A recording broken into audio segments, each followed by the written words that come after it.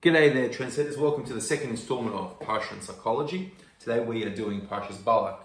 We're going to be leaning though on the previous Parsha, Parsha's Chukas, but sometimes those Parshas are joined and they're a double Parsha, so it's fitting. And there's clearly psukim, verses, which link the two.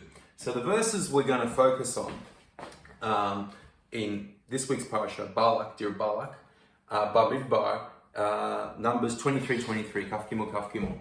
And the start of the verse says, Ki lo nachash b'Yaakov. There are no snakes. Literally, a nachash is a snake, but here it's referring to sorcerers, fortune tellers, diviners, people who come and say, this is what is going to happen next week, next month, next year, and it's iron. It's ironclad. That's it. It's written in stone. There's no undoing it. And this kind of fatalism and this kind of just view of the world is not what, when you are a member of the Red Sea Pedestrian Brigade, what we subscribe to. So let's take a step back though and go to the previous Parsha and understand what this is kind of hinting at. So we're going to be bringing here Jordan Peterson, Richard Schwartz together and understanding what is the symbol of medicine and healing. So we're talking about snakes. Now, as you can see, I definitely would win an artist scholarship here. And I've got an interesting image here. This is a snake on a stick. Now, for those of you viewers at home and you, Billy, at the back, you would know that the snake on the stick is the symbol of medics and medicine and doctors around the world. Now, what's its origin? Its origin is Parshas Chukas, the Bible, Numbers 21, 6 through 9. Chapter 21, verses 6 through 9. Ask your local Baptist, they'll understand. So, I'm not going to read the verses, I'm just going to tell you the story. Bnei Israel, the children of Israel, got into trouble. They were punished with snakes. Snakes were going around and biting them. And they were like, help us, we've got to save us from these snakes. I'm just channeling a bit of the Simpsons episode where they had Barry White and the snakes. But anyway, the snakes were coming and they were biting people. And what happened was God told Moses, you've got to go put a snake on a stick. And and obviously make a snake on a stick. And he made it out of copper, nechoshet, right? So nechash is a snake. And Moshe intuitively understood that he had to make it out of nechoshet. So we can see the word snake, nachash, is encased in the word copper. So he made it out of copper, he made this thing out of copper, and whenever people went and looked at it, they would be miraculously healed. And this is a really fascinating story when you think about it, and the imagery is brilliant. Of course, it's Torah, it's emes, it's truth, and it's beauty and it's meaning. So we're going to talk here about snakes, but we're going to channel Jordan Peterson's latest book, Beyond Order, which is referring to chaos, and his 12 more rules for life. So this is really channeling rule number 3. Do not hide things in the fog. Don't deny things. Don't suppress them. So what's going on here? What's going on here? And again, we're channeling IFS here, Internal Family Systems, Richard Schwartz. Richard Schwartz, if you want a gateway into this idea, go listen on your podcast, search Tim Ferriss, Richard Schwartz. You'll find the podcast. Listen to that podcast. That's your gateway in. If you want to continue going into that garden, you just got to go on Audible or Kindle, Amazon, and get Richard Schwartz's books, read them, listen to them. I can't recommend Audible enough. I think it's a brilliant investment in yourself and your self-growth, especially when you listen to things at 1.5 speed or more. And you should be listening to this lecture at 1.5 speed or more. Thanks, Mum and Dad. Please listen at 1.5 speed. So, nachash nechoshet. So, Moshe, intuitively understands that Bnei Israel, the children of Israel, they're being bitten by snakes. They need to be healed. They need to go look at the snake. And what is this really talking about? This is beautiful imagery. Sometimes in life, we will be dealing with pain and suffering. Literally, snakes biting us almost. It feels like we're being filled with venom. Where is the anti-venom? Where is the solution and the treatment? In the snake itself. We need to see it and we need to understand it and we need to realize it for what it is. Because often we don't, because of denial, because it's too painful, too embarrassing to see, The human psyche won't even look at the snake, won't even look at the problem objectively enough, and won't even look inward because it's too scary, or we don't even understand the technique to look inward. That's all about IFS, Richard Schwartz, to really see the snake for what it is. What is tripping us up? What is the problem that we're dealing with? What is basically becoming the stumbling block? Go look at it. And how do we look at it? We look within through the IFS, which is the integrated family systems. Basically understanding that we're not a mono mind. There are multiple parts of us. And there are parts of us that are protectors, that can be really vicious or scared or other things, doing survival techniques, which were adapted in early childhood to protect very vulnerable exiles. I spoke about this on my previous Foundations lecture on Passover and Bereshit, Genesis. So we need to look within to see the snakes that we're dealing with. And these can be, in the IFS terms, protectors, or when we go deeper, we see the wounds of the exiles.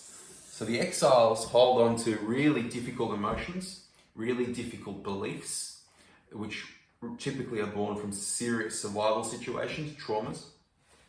And the protectors, they don't want these guys to get hurt. These are parts of us, these are maybe somebody becomes really cynical. Or maybe somebody becomes really quite the opposite, and hey, it can be beneficial, but they're a real joker, they don't take anything seriously. Or maybe somebody's really quite stern, angry, and that acts as a way, hey, don't come close to this part of me, which is dealing with really difficult emotions from my childhood or very hard things in my early years, formative years. We could have a harsh, angry part, judgmental part, all these different parts. We can have an addictive part, the part that likes to stay up late watching Netflix, I don't know, whatever you're watching, and distract us from these things. These are all parts which are helping us basically distract us and prevent the world from getting into these difficult exiles. But in order to really grow, and in order to really deal with maybe some hardships in life, we need to look within. We need to go look up at the snake. And what do we need to realize about the snake? What do we really need to realize about these parts? Is that they're made of copper, nechoshet. Now, here's a piece of copper. One of the beautiful and unique qualities of copper is that it's completely malleable. So things can be pointing in one direction. Things can be kind of looking like so. But perhaps through talking and through really holding compassion when we look at the snake and talk to the protectors or talk to our exiles and give them the love and attention they need and tell the protectors, hey, you don't have to be stuck in this cynical or addictive mold. We can maybe change things. We can maybe change the direction. And we realize that things are malleable, that we can not only beat our genes, but we can beat our traumas. Now, of course, I say that with humility because I don't know what traumas you are dealing with at home and what you've been through and what you're dealing with right now. And no doubt, there are times when each of us might feel that they're just, it's like the song by Matisiel, welcome to my broken car. That's it. I'm written off. I belong in the junkyard. Or there are things that perhaps cannot be healed.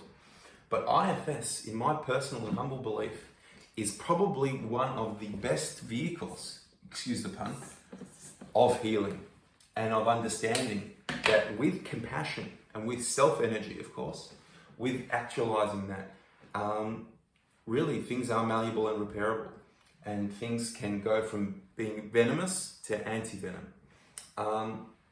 And one of the, and as difficult though and painful as it may be, but nonetheless healing. So I think one of the very interesting things about the snake, and this is something that Jordan Peterson, and again, I've got tremendous respect for Jordan Peterson, and I've learned a lot from him. And I even had the privilege of seeing him live in Melbourne many years ago. And I'm not like a huge fan, but I just enjoyed his speech, and I enjoyed the people marching in Lobster, things to protest him speaking. And I was really moved by his closing statement, which was essentially saying that we all have a godly divine soul and we all have to actualize our potential, which I thought was a it's just a magnificent precursor. We're really in the days of coming of Mashiach, where one of the best-selling authors in the world is standing in front of an auditorium of thousands and thousands of people in Melbourne, Australia, of all places, and talking to people about godly souls. It's fantastic. Good on him. So Jordan Peterson likes to talk about snakes and dragons being mythological imagery for chaos. It's a very interesting word that he uses, chaos. But to come from the talking of Kabbalah and Hasidus, chaos, the Hebrew word is tohu. And even Jordan Peterson says the word tohu vavohu, which tohu is basically an area, not an area, it's an aspect of godliness that is so overwhelmingly intense that it cannot be contained. It cannot be contained in any vessel. It's like intense light. Imagine trying to put Niagara Falls in a cup. Imagine trying to capture the sun, the total sun energy, in a small little solar panel. It's just too much. It's overwhelming.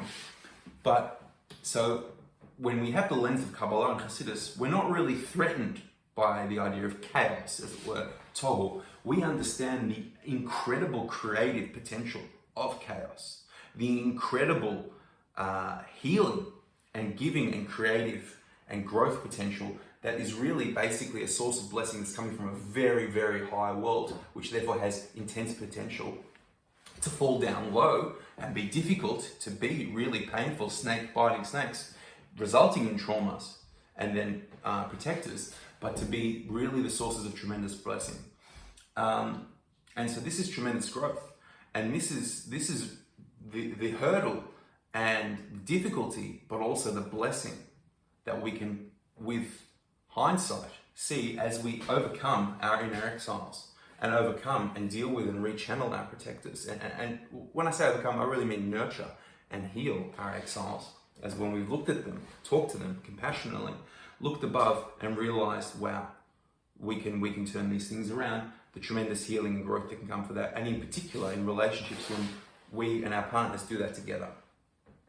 But we need to see the snake for what it is. That's the healing, that's the medicine, to look objectively and compassionately, to not hide things in the fog. That's the idea of the snake. What's the idea of Kilon Achash B'Yakov? There are people who come and say, once you've got the trauma, or once you've got these issues, that's it. I'm a diviner, I'm a sorcerer, that's it. You cannot overcome them. No, remember they are nechoshet. They are copper. They can be rechanneled, they can be remolded with tremendous power because they come from a very high source, the source of chaos, the source of growth, which is tohu. And through that, and through the greatness and the revelation of the Torah, of Hasidus, and of great psychological viewpoints, those given by Richard Schwartz, Internal Family Systems, there's tremendous learning and healing that can happen within. That's basically the idea. We don't want to be stuck with sorcery, and I wish everybody that they should actualize their self-healing and understand the amazing well springs that lie within, and the flexibility that lies within with their own inner ecosystems. So wishing you a Shabbat Shalom, all the best. See you around.